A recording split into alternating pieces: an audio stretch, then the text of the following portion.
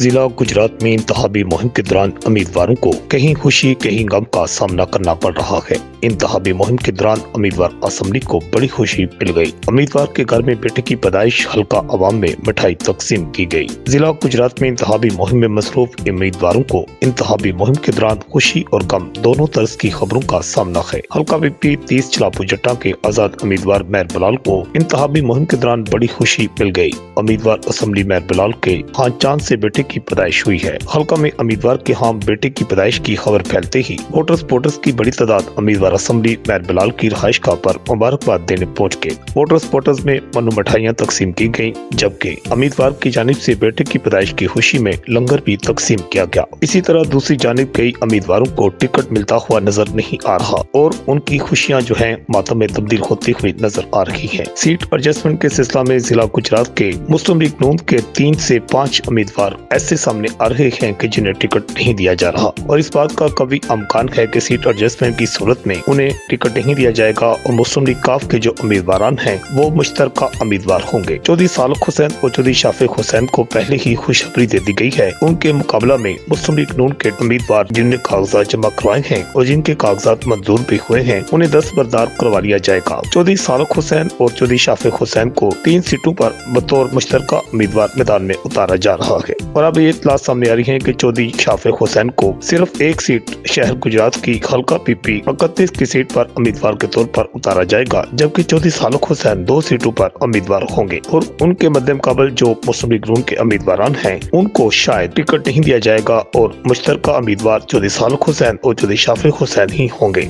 जबकि चौधरी हुसैन इलाकी और चौधरी अब्दुल्ला बड़ाई और इसके साथ चौधरी खान असगर कुराल के जो हल्के हैं इनमें सीट एडजस्टमेंट का फैसला आइंदा 2-3 रोज में कर दिया जाएगा। Report Akash Niazi, voice of Gujarat.